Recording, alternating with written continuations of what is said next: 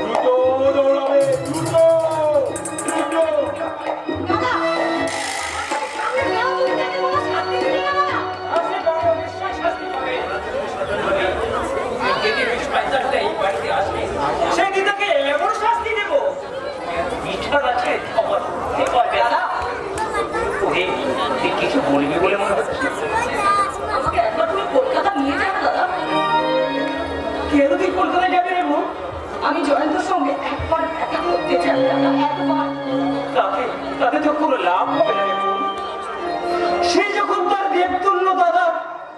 মূল্য দিতে, ভালোবাসার মূল্য দিতে পারেনি, যখন তোর মূল্য তার কাছে মূল্যহীন দিয়ে বল মূল্য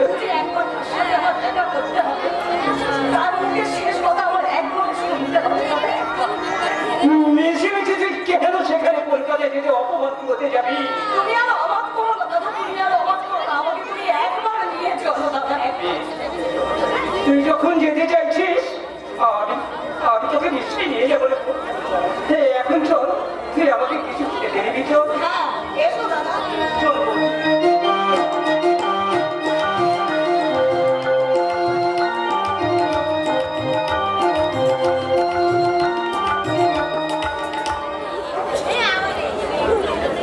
আপনি বলুন স্যার, বাইরের একটা ছেলের কাছে এত বড় অপমান এই নীরবে হজম করা যায়? এটা খুব ভাব বেড়েছে বলে মনে হচ্ছে। কি যেন নাম বললেন? আগে ওই যে বসন্ত, বসন্ত, হ্যাঁ, ওই বিজয় চৌধুরী মেজ ভাই। কি করে ছেলেটা? বসে বসে দাদার অন্ন ধ্বংস করছে আর ভক্তম করে আমার পিছনে পশুপতিবাবু, এই এত লোক থাকতে আপনার পিছনে লাগার কারণটা কি? স্যার হিংসে, হিংসে। আমি এই দুবেলা দুটো করে খাচ্ছি, তা ওই টাকা সহ্য হচ্ছে না। কোন কেনা? এই ওই জায়গা থাকতে আপনার কোনো ভয় নেই। আমি জানি স্যার, এই অধমের প্রতি আপনার অশেষ করুণা। তাই বলছিলাম ওই বসন্ত বেটাকে একেবারে বাধা দৌড়কে যেন একেবারে 6 মাসের জেলের ঘানি টানতে হয়। হ্যাঁ, দেখছি আমি কি করতে পারি। থানায় ডেকে প্রথমে আমি ওকে ওয়ার্নিং দেব, তাতে যদি কোনো কাজ না হয় তারপর ব্যবস্থা নিতে আমি বাধ্য হব। এখন বলুন স্যার, এই অধম আপনার জন্য কি করতে পারে? আমার স্ত্রী কদিন ধরে খুব বায়না করছে, তার একটা ফিজ চাই। আপনি একটা ফিজ কিনে আমার কোয়ার্টারে পাঠিয়ে দেবেন। আর তার সঙ্গে একটা ডিভিশনও পাঠাবেন। আমার রঙিন কি? আমি বলছিলাম কি স্যার, এই একসঙ্গে এতগুলো টাকা। দেখুন পশুপতিবাবু, বলুন। প্রদীপে যেমন তেল দেবেন তেমনি আলো জ্বলবে। তাছাড়া আমি তো আপনার সুখে দুঃখে আপদে বিপদে সবসময় আপনার কাছে আছি। আপনি আমার জন্য এইটুকু করতে পারবেন না? আমি কি স্যার পারবো? আমি আপনার জন্য সব কিছু করতে পারবো। বলছিলাম কি স্যার, শুনুন পশুপতিবাবু, ওই দুটো জিনিসই আমার চাই। আর 1 সপ্তাহের মধ্যে দুটো জিনিসই কাটাবার ব্যবস্থা করবেন। এবং আমি দুটো জিনিসই পাঠিয়ে দেবো।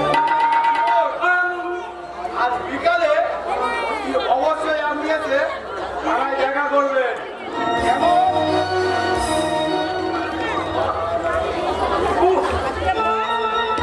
কালো কথা নয়, রাঘব পথ। যতই দিই, কেউ মরে না। ঠাকুরের কাছে আমি হাত জোড় করে পরীক্ষা করব, বড় জন্মে তুমি আমার দারোগা না। দারোগা নয়, দারোগা নয়।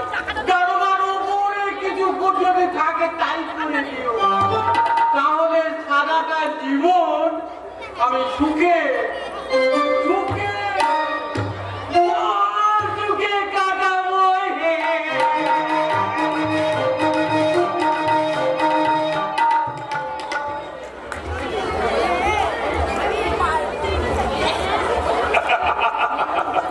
এতখানি সাফল্য আমার জীবনে আসবে আমি তা কোনদিন ভাবতে পারি। এই লোকের মুখে, এই শহরে এখন প্রতিটা মানুষের মুখে এখন শুধু ডক্টর চৌধুরীর নাম। কিন্তু ডক্টর দাদা ওই গ্রামে নিয়ে গিয়ে আমার জীবনটাকে নষ্ট করে দিতে চেয়েছিল, কিন্তু নষ্ট করতে পারেনি। তোমার ভাগ্যই আজ তোমার গলায় জয়মাল্য করে দিয়েছে। আমার সাফল্য বিষয়ে আপনার অনুদান কম নয় কাকুবাবু। তাছাড়া আপনি আমাকে তো খুবই ভালোবাসেন কাকুবাবু। পাগল ছেলে কোথাকার, এখনো মুখ পুড়ে কথাগুলো বলতে হবে। যাচ্ছে কথা, দেখো বিয়ের কথা কেমন হয়েছে, দেখো ভালো করে দেখো।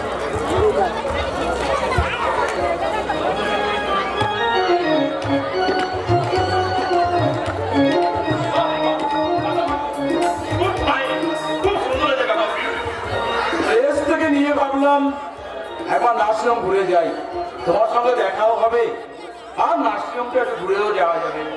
খুব ভালোবাসেন বাবু, কিন্তু আপনি একা বেরিয়েছেন না? অবশ্যই গাড়িতে বসে আছেন। তাহলে এখন আসি জয়ন্ত। হ্যাঁ শোনো, আজ রাত্রে কিন্তু তাড়াতাড়ি বাড়ি ফিরবে, তোমার সঙ্গে একটু জরুরি আলোচনা আছে। কেমন?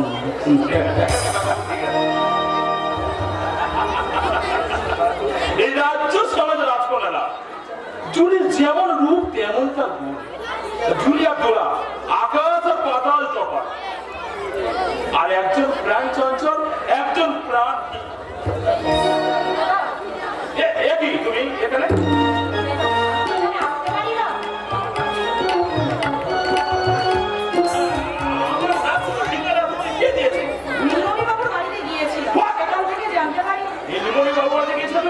নিশ্চয়ই তাতে আমার খুব অপরাধ হয়ে গেছে, কিন্তু এখানে তো অন্য কোনো উপায় ছিল না জয়ন্তদা তোমার সঙ্গে দেখা করা। তুমি কি একা এসেছো এখানে? না, তাকে সঙ্গে নিয়ে এসেছি, দাদা বাইরে অপেক্ষা করছে। কিন্তু আমার সঙ্গে দেখা করার প্রয়োজনটা কি তোমার জানতে পারি আমি? প্রয়োজন? আজ আবার তোমাকে নতুন করে বলছে হবে তোমার সঙ্গে দেখা করা। আচ্ছা জয়ন্তদা, তুমি কেমন করে এমন নিষ্ঠুর হলে? কেমন করে ভুলে যেতে পারলে আমাদের অতীত দিনের স্বপ্ন মাখা দিনগুলোর কথা? স্বপ্ন মাখা দিন? হ্যাঁ হ্যাঁ জয়ন্তদা, হ্যাঁ। অতীতের স্মৃতি মুখে নিয়ে তোমার মনকে এতটুকু ভারাক্রান্ত করে চলে গেছে। মনে করিয়ে দেয় না এখন আমি তোমাকে নিয়ে যে স্বপ্ন করেছিলাম, সে বিশ্বাস করে, আমি বিশ্বাস করে তোমার পায়ে নিজেকে অর্পণ করে দিয়েছিলাম। অতীতে মানুষের উন্নতি পথে বাধা যায়, তাই অতীতকে আমি সম্পূর্ণ থেকে মুছে ফেলেছি। কিন্তু আমি যে পারিনি জয়ন্তদা, আমি যে পারিনি, আর পারিনি বলেই তো তোমার কাছে পাগলিনীর মতো ছুটে এসেছিলাম। বিশ্বাস করো, তুমি কি মনে করো তোমার ভালোবাসার মূল্য আমি দেবো? আর আমার পাশে দাঁড়ানোর মতো তোমার যোগ্যতা আছে? কিন্তু একদিন তো ছিল জয়ন্তদা, একদিন তো ছিল। আর সেদিন তুমি আমাকে অনেক প্রতিশ্রুতি দিয়েছিলে, বলেছিলে। বলেছিলাম বুঝি, কই আমার তো কিছু মনে পড়ছে না। না না জয়ন্তদা, না, তুমি এতখানি নিষ্ঠুর হও না জয়ন্তদা। আমার ভালোবাসাকে তুমি অস্বীকার করো না জয়ন্তদা। তুমি জানো না জয়ন্তদা, মেয়েরা যাকে একবার মন দেয়, শত চেষ্টা করলেও তার মন থেকে মুছে ফেলতে পারে না। আমি তোমার কোনো মতে গুণ করতে পারবো না। তুমি এখান থেকে মুক্তি হয়ে যাও। বিয়ে দিচ্ছ জয়ন্তদা?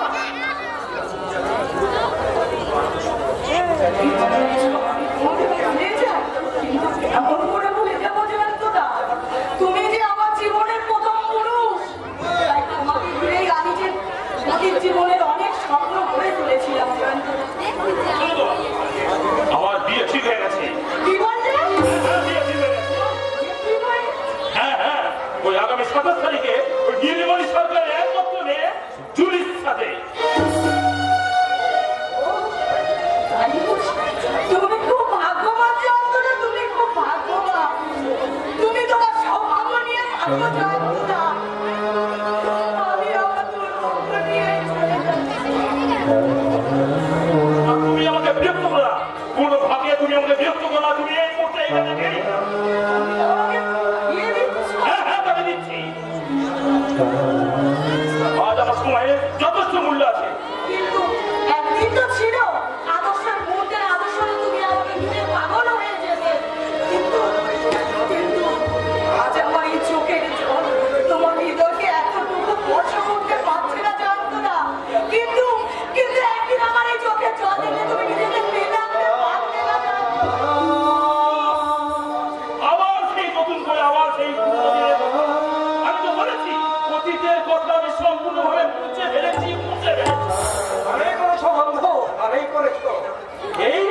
কীর্তিমান পুরুষ।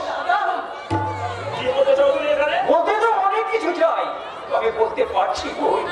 চল বোন চল, এখানে বৃথা চোখের জল তুই অপচয় করিস না।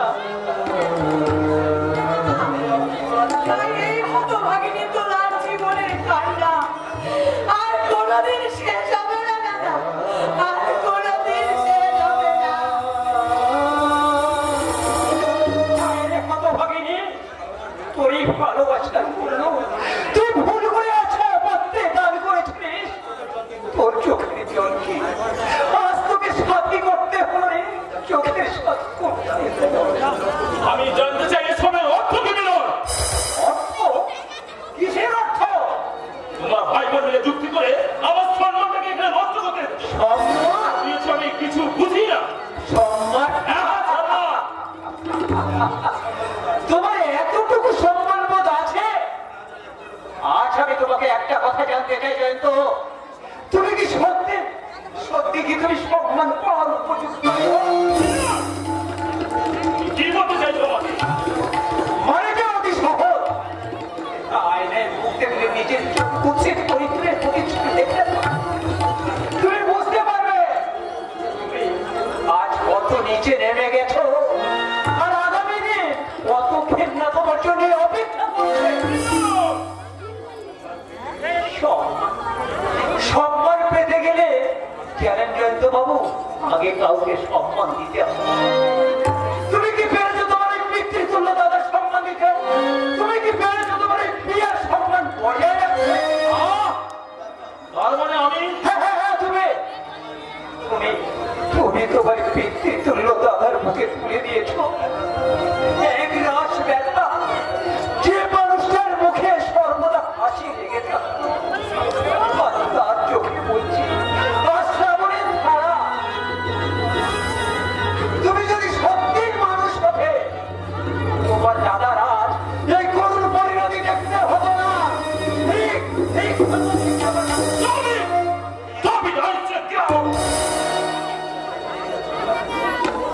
তুমি শুধু শুধু রেগে যাচ্ছ কেন?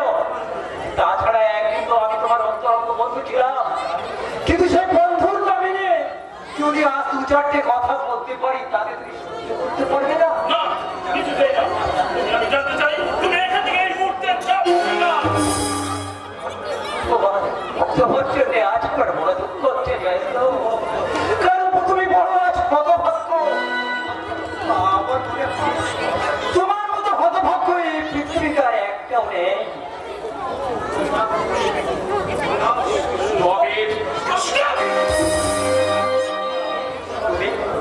তুমি তোমার আপন জনদের কোনোভাবে চিনতে পারলে না। তোমার মোহের ঘরে তুমি এত যে আচ্ছন্ন, তুমি তুমি কাঁচকে কাঞ্চন মনে করে প্রকৃত কাঞ্চনকে তুমি অবজ্ঞা দূরে সরিয়ে রাখলে। শোনো বন্ধু, সবাই আর সেই দিন তুমি যা হারালে, শত চেষ্টা করলেও মাথা তুললেও তুমি পাবে না, তুমি পাবে না। একটা কথা তুমি মনে রেখো জয়ন্ত, আপনজনদের ভালোবাসা প্রকৃত ভালোবাসা, তাতে কোনো ভাব থাকে না, থাকতে পারে না। এই সকলে শুধু আমাকে উপদেশ দিয়ে যাচ্ছে। না না, আমি কারোর উপদেশ কোনো মতে কিছুতেই কোনো করবো না, কিছুতে না। কে তুমি? বাবার দিকে আমি জয় না করলে আমার বাবা একটু তো একটু আমি আমার বাবাকে বাঁচা। তোমার বাবা কি এখানে আপনার বাবাকে ভর্তি করতে হলে অনেক অনেক টাকার প্রয়োজন। আপনি কত টাকা সঙ্গে নিয়ে এসেছেন? আমার কাছে কিছু নেই ডাক্তার, আমি সরকারের থানার একজন কর্মচারী, ভাগ্য দোষী সেটাও পেয়েছি। আপনি দয়া করে আমার বাবার টাকা না পেলে এই নার্সিংহোমে কোনো মতে চিকিৎসা হবে না। এখানে কোনো ধার বাকি চলে না, বুঝেছ? কিন্তু আপনার আগামী কথা একই কথা বলছে।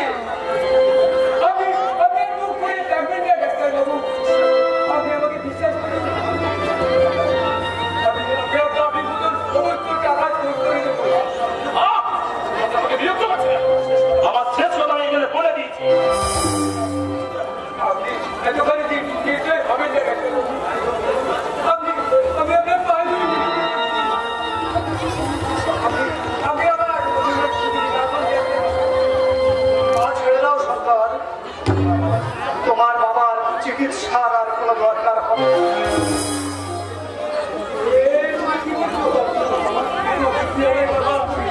সিঁড়ির উপর তোমার ভাইয়ের কোলে মাথা রেখে তোমার বাবার পৃথিবীর ছিল মায়া কাটিয়ে বিদায় নিয়েছে।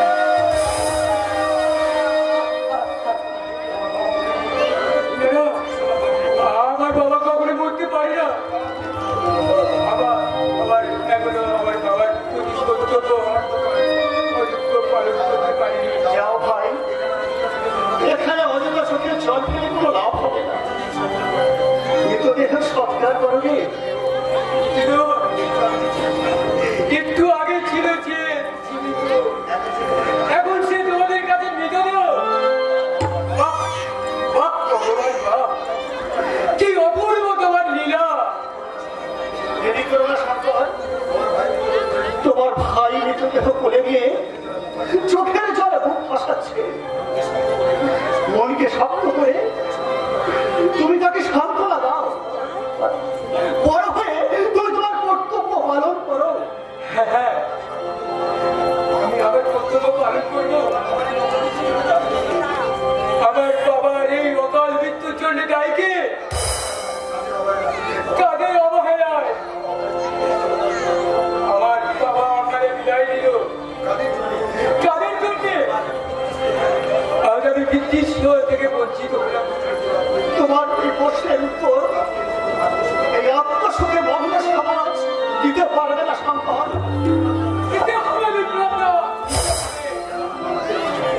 যারা আমার বাবাকে আমার বুক থেকে কেড়ে নিয়েছে, আমার বুকে তুলেছে দুঃখের চিতা, তাদের কাউকে আমি ছাড়বো না। হ্যাঁ, আমি দাবার হয়ে চলে উঠবো। সমাজ সংসারটাকে জ্বালিয়ে পুড়িয়ে ছাড়কার করে দেবো। এইভাবে অপরাধ বোধ জন্ম নেয়, কিন্তু যার জন্য দায়ী তো ওরা নয়। দায়ী আমাদের মতো স্বার্থপর হতে পারে মানুষ। জানি না কবে মানুষের শুভ চেতনা জাগবে। যেদিন মানুষ মানুষকে ঘৃণা করবে না, একজন অপরজনের দুঃখে ছাপিয়ে পড়বে, ভালোবেসে একজন অপরজনকে কাছে টেনে দেবে। আর সেদিন আমাদের সম্মান মাটির ধুলে মিশে যাবে দাদা। মানুষকে ভালোবাসা দিলে মানুষের সম্মান কখনো যায় না, বরং ভালোবাসা না দিলে মনুষ্যত্বের অপমান করা হয়। একটু আগে তুমি একজন ডাক্তার হয়েও যে মনুষ্যত্বের পরিচয় দিলে, সেটা কি সত্যি ডাক্তারের আদর্শ? কি বলতে চাইছো দাদা? অর্থই মানুষের জীবনের সবচেয়ে বড় মাপকাঠি নয়, বড় বড় তার ভিত্তি। তাই মানুষ হয়ে জন্মগ্রহণ করে মানুষ যদি সমাজের মধ্যে কীর্তি স্থাপন করতে না পারে, তাহলে ইতিহাস রচনা হবে তাকে নিয়ে। মানুষ শিক্ষা পাবে কোথায়? দাদা তুমি তাই বলছি, সুন্দর একটা প্রভাতের জন্য তুমি এগিয়ে এসো। সেই নবপ্রভাতের নবালোকে দাঁড়িয়ে আমরা সবাই একসঙ্গে গিয়ে উঠবো। মানুষের জন্য, জীবনের জন্য একটু সহানুভূতি মানুষ কি পেতে পারে না। মানুষের জন্য, জীবনের জন্য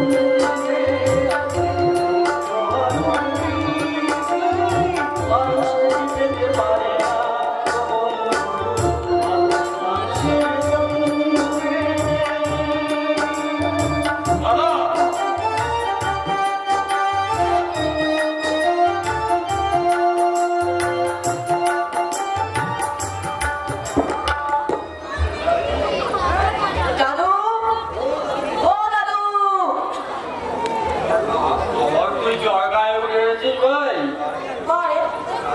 কিছু না খেয়ে বুঝি সবসময় শুয়ে থাকা যায়?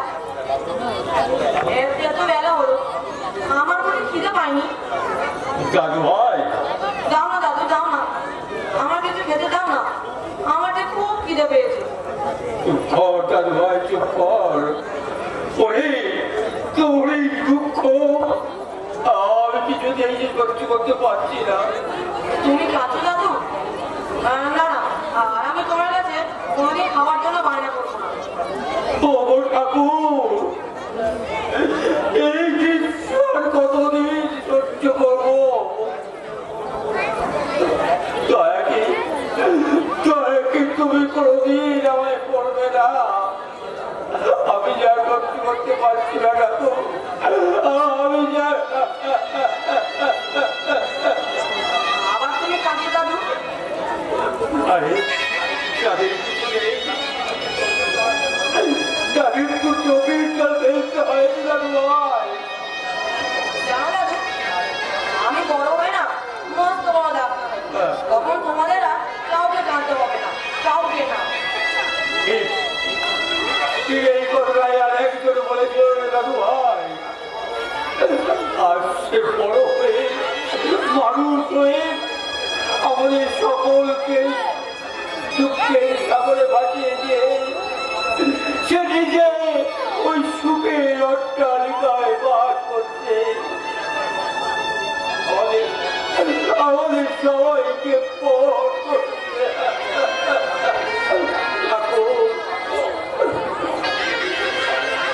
ভাগ্য এই সবই আমাদের ওরা তোমার।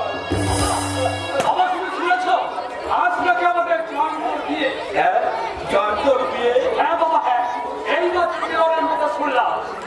সে কলকাতা বিখ্যাত শিল্পপতি ওই নীলমণি সরকারের একমাত্র মেয়েকে বিয়ে করছে।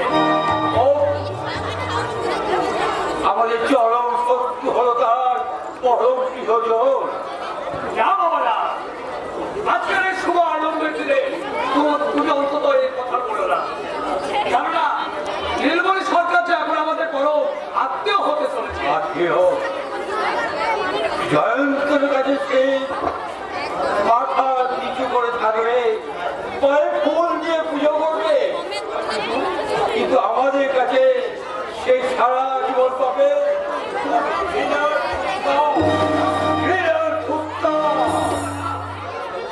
আজ আপনি বলেও আসলে নীলমণি সরকার যখন আমাদের বড় আত্মীয়, তখন আত্মীয়কে তো উপযুক্ত সম্মান দিতে। তাই বলছি আজ আমি বিকেলে ট্রেনে কলকাতায় চলে যাবো। তুই কলকাতায় যাবে? হ্যাঁ বাবা, হ্যাঁ। আজ আমার একমাত্র অতি বড় আদরের ছোট ভাই নেই, জয়ন্ত বিয়ে। তাই সেখানে নাচে আমি তো কোনোভাবে থাকতে পারি না। তাতেও সত্যি কথা বলতে কি জানো বাবা, জয়ন্ত যে আমার অতি ছোট ভাই, তাই তার বিয়েতে আমাকে নিমন্ত্রণ না করলেও আমি যদি সেখানে যাই তাতে কোনো দোষ হবে না। কিন্তু আজ তোকে তার ছোট চোখের জল ফেলতে হচ্ছে।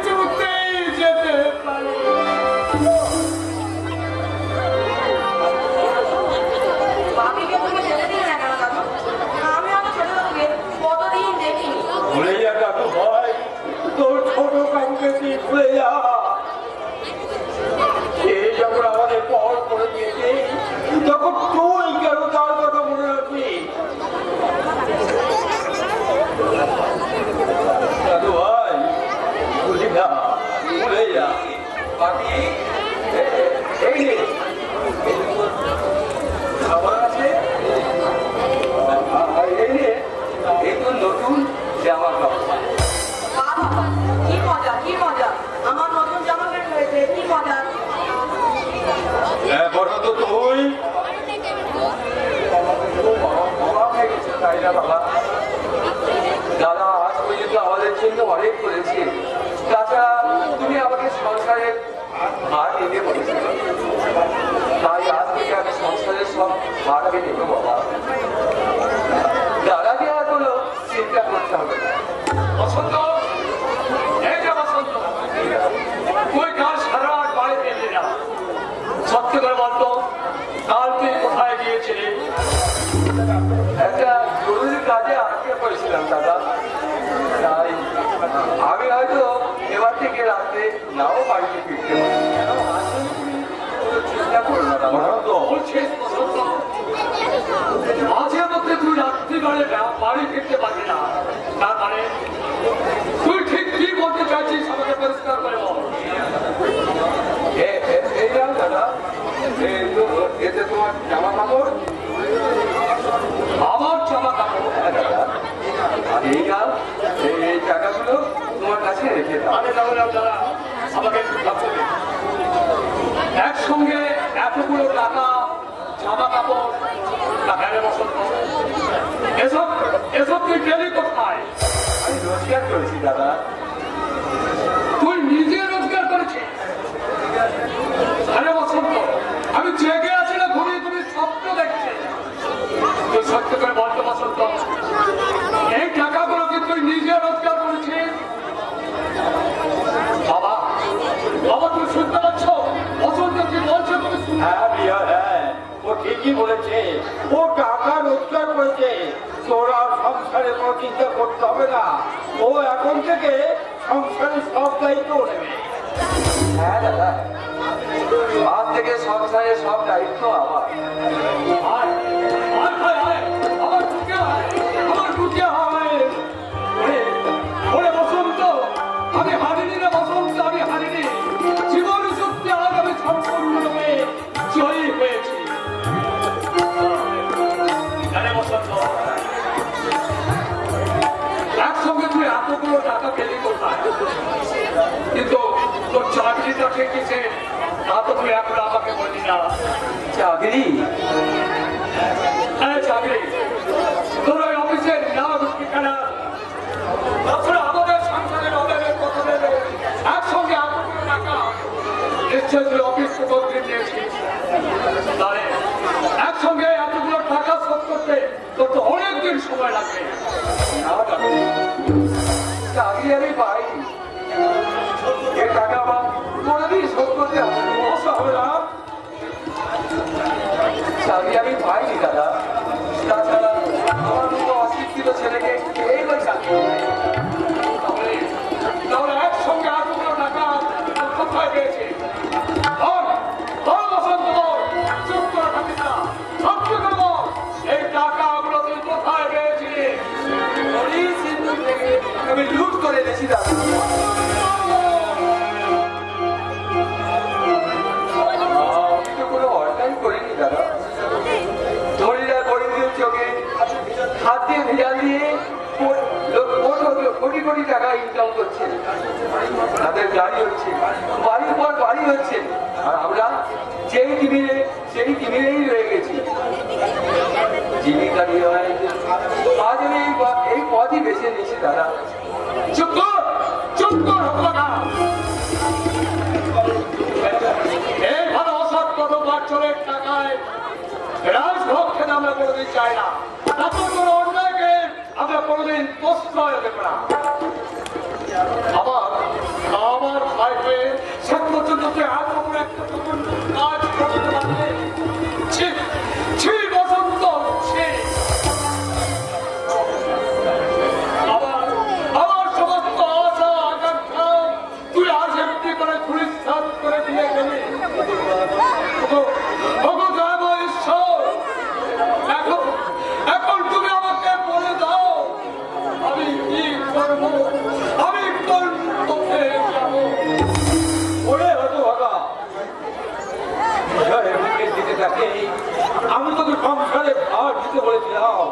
কিন্তু তাই বলতে চুরি করবে ওই মান বংশের মান মর্যাদার কথা একবার তুই ভেবে দেখলি না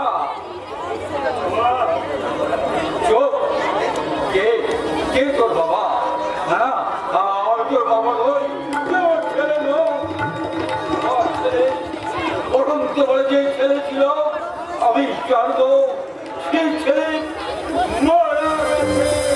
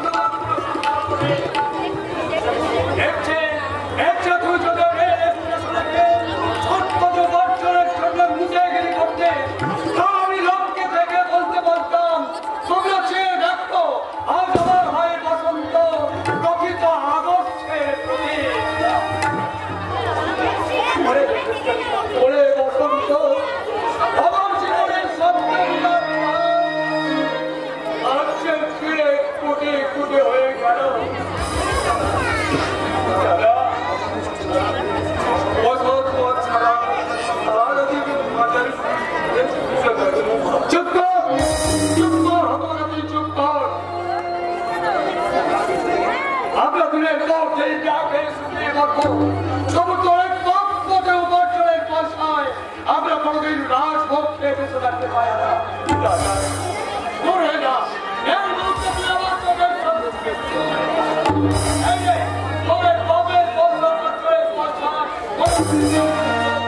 বাপি কাকুকে তুমি বকছো কেন বাপি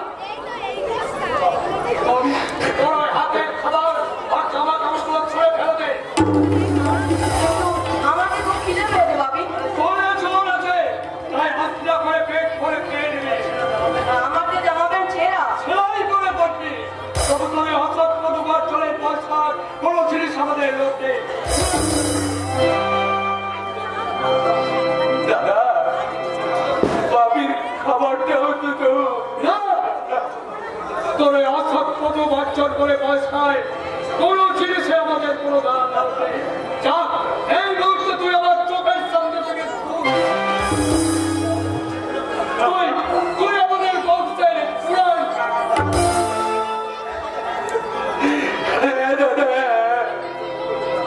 তুমি ঠিকই বলেছ আমি একটা বংশের পুরাণ তাই তোমাকে আমার সাথে বানাই আমি তোমাদের ছেড়ে চলে যাচ্ছি তোমাদের সামনে এসে দাঁড়াবো না দাদা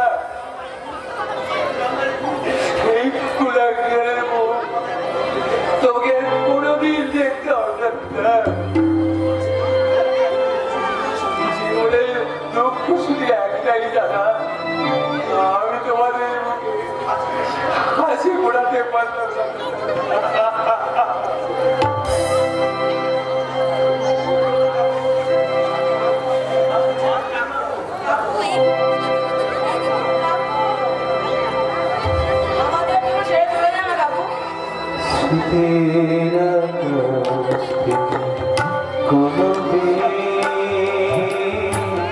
হয়তো আমায় মুছে দেবে স্মৃতির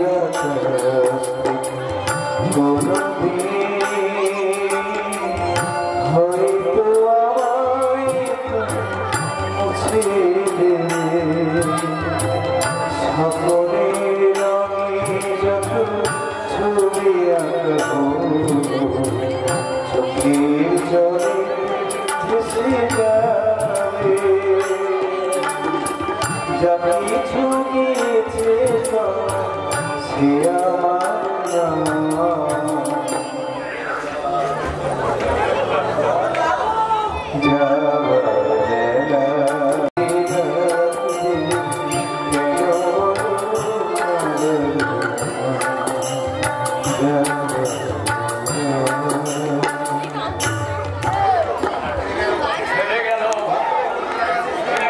বাস্তবের কঠিন আঘাতে বিজয় চৌধুরী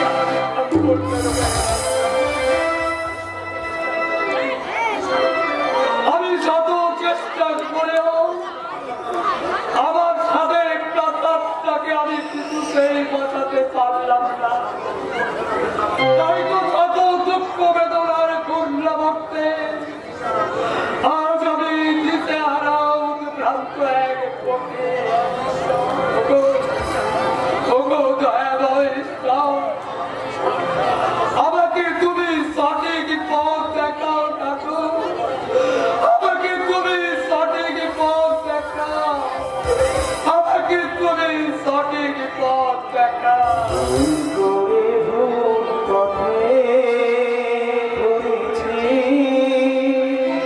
কি ভুল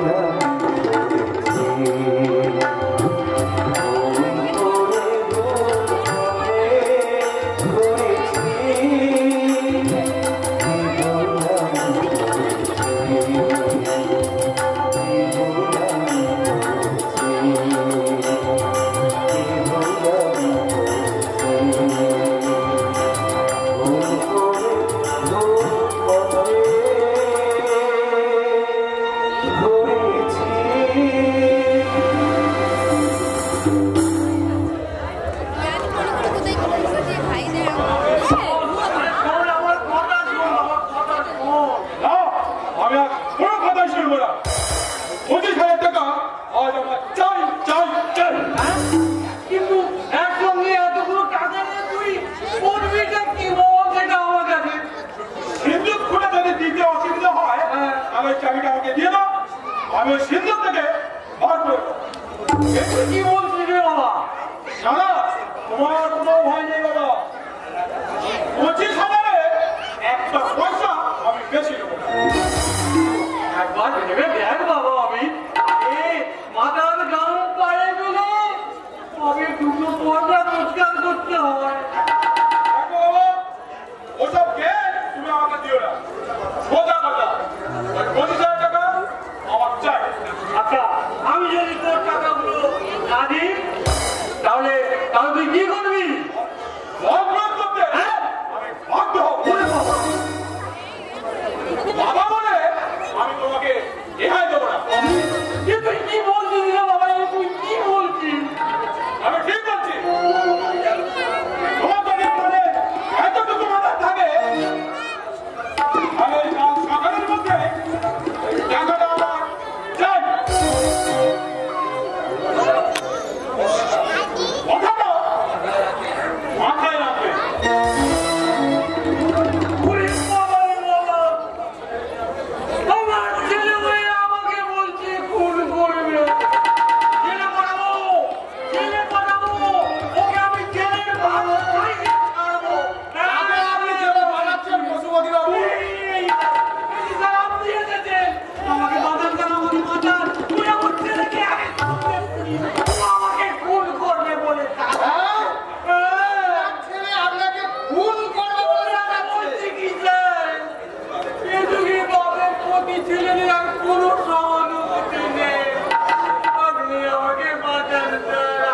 দেখুন পশুপতি বাবু, এর আগে আমি আপনার অনেক উপকার করেছি, কিন্তু বর্তমানে আমি আর কোনো উপকার করতে কেন পারবো না। কেন কেন স্যার? আমি কি আপনার প্রতি কোনো অধর্ম দুর্ব্যবহার করেছি? সেটা আমি একটু মনে করলেই বুঝতে পারবেন। মনে করলে বুঝবো, তুই না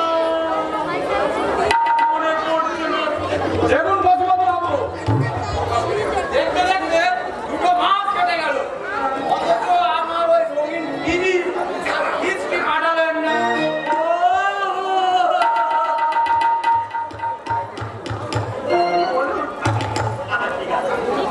আমি দুটো জিনিসই তাই পাঠিয়ে দেব।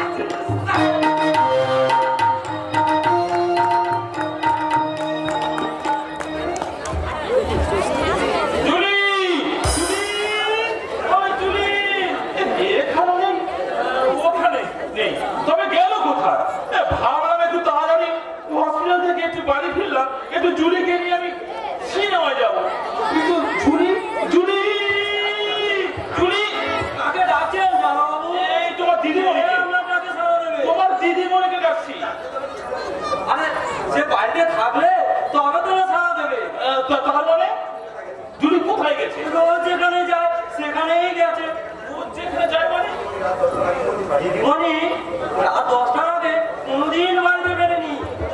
তুমি কি বলছো কৈলাসদা? একটা কথা বলবো তো?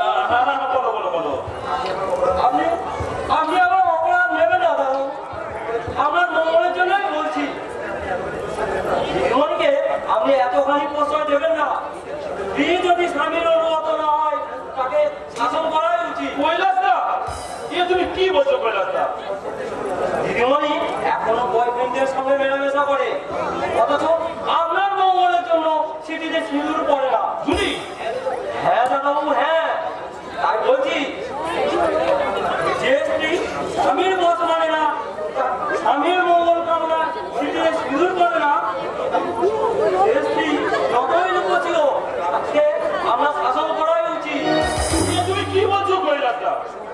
এখনো সময় আছে দাদাবাবু, আপনি সাবধান হন, তাহলে জীবনের জন্যই আপনার জীবন একদিন ফাঁকা হয়ে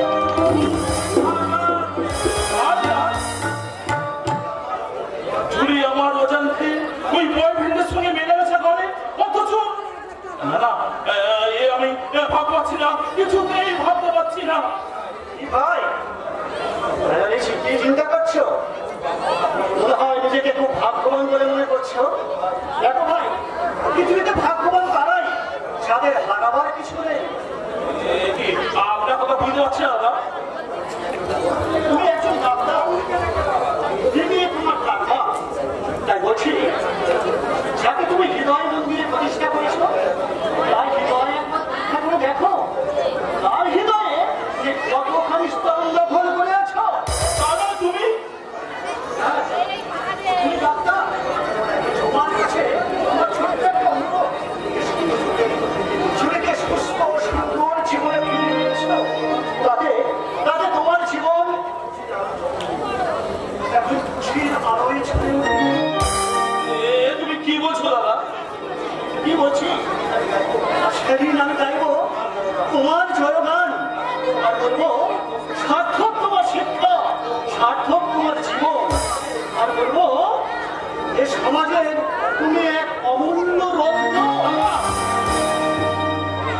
দাদা জুলি এই শেষ আমি কিছুতেই নিয়ে যাবো না। জুলি আমার অজান্তে কি আমার চুরিকে এরপর বিরুদ্ধে আমার প্রতিবাদ করতে হবে। চুরিকে আমার বিরুদ্ধে প্রতিবাদ করতেই হবে।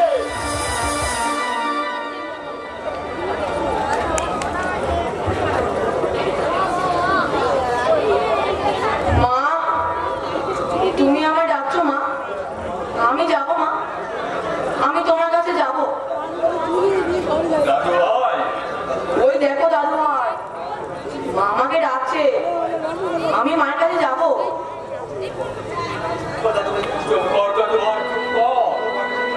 তোর বাপি তোর জন্য খাবার আনতে গেছে, দেখবি যে খাবার নিয়ে এসে পড়বে। ওই তো মামাই বলে নেবে বলে আসছে, আমি যাচ্ছি মা, আমি যাচ্ছি।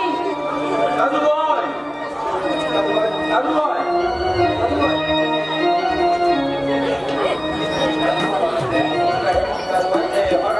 কি হলো? কি কথা বলছে না কেন? কথা বল দাদু ভাই, কথা বল। আমি তোকে খেতে দিতে পারি বলে তুই আমার দাদু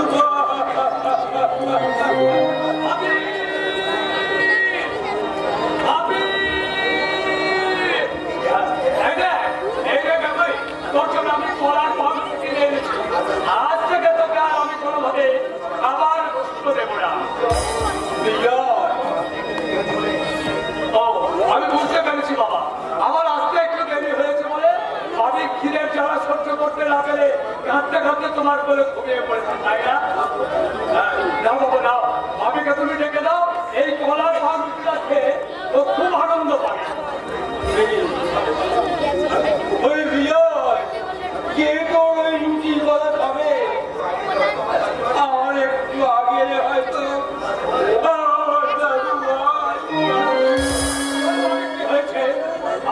আমার বাবির কি হয়েছে?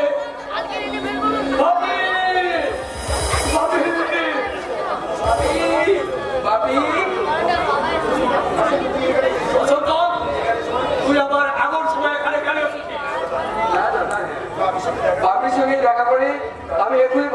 চলে যাব।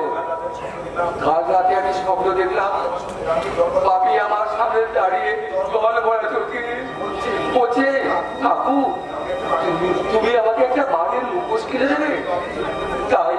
তাই আমি বাপির জন্য এই বাঘের মুখোশটা কিনে দিয়েছি। তুমি কারো পুরো দিনের বাকি চেপে দাঁড়িয়ে আমাদের সবাইকে ফাঁকি দিয়ে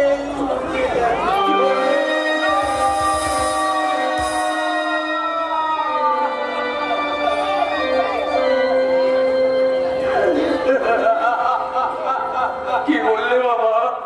বাপি বাপি রে, আমার স্ত্রীর বাপি আমাদের সঙ্গে কোনোদিন কথা বলবে না।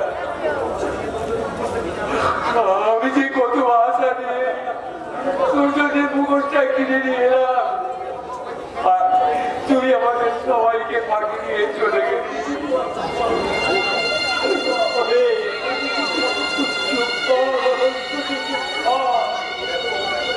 দেখো বাবা, দেখো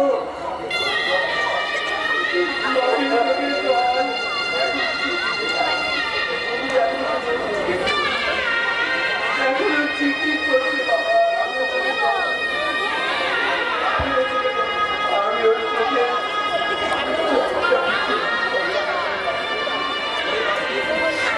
ওরে বাপি, সেই দাবিতে হয়তো তোকে আমি অনেক শাসন করেছি বাবা। জীবনে কোনো কিছু শিখতে পারিনি, তবে আজ তো শেষ সময়। তোকে আমি দিয়ে গেলাম আমার প্রেম হারাতে।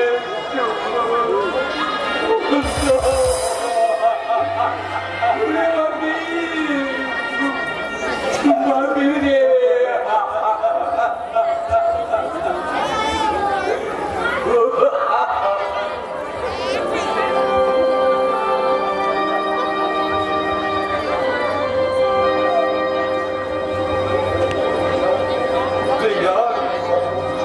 তুই কথা বলছিস না কেন?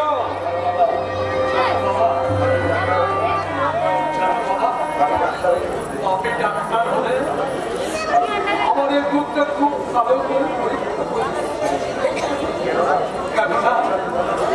সংসারের কথা বলে, ছোট ছোট ভাইদের কথা ভাবলে আমার এই গ্রুপটার মধ্যে বড় যন্ত্রণা।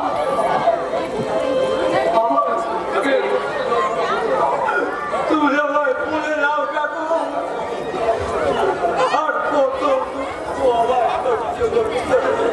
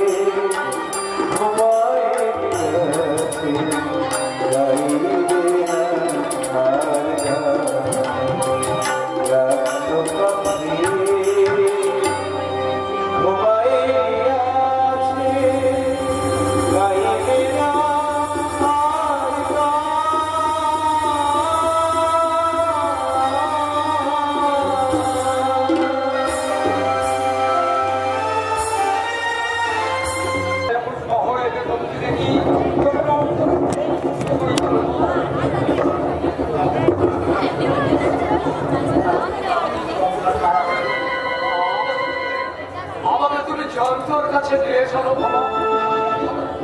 আমি জানি যন্ত্র আমার চিকিৎসা করালে আমি খুব তাড়াতাড়ি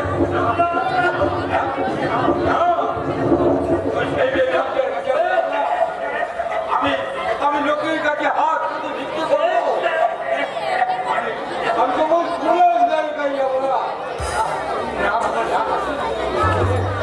খুলেও কথা বলে না। বলছি আমার স্নেহের ছোট মা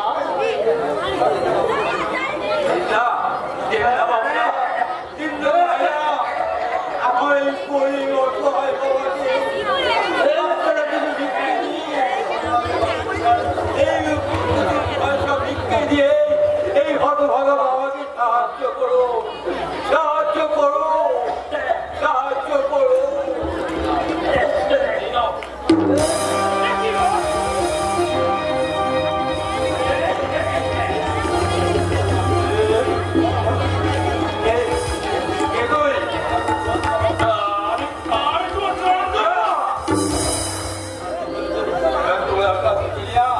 আমিও জানি না, আমি জানি আমার এই বিজয়কে, বিজয় আমার একমাত্র সন্তান।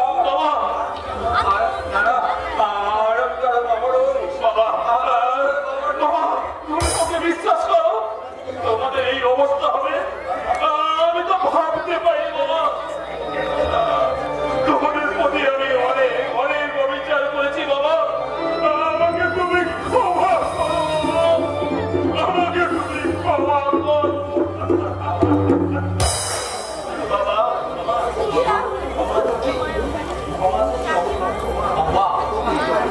তোকে না কিছুতেই না, এই মুহূর্তে বেরিয়ে যায়। আমাকে তুমি ক্ষমা করো বাবা, আমাকে তুমি ক্ষমা করো।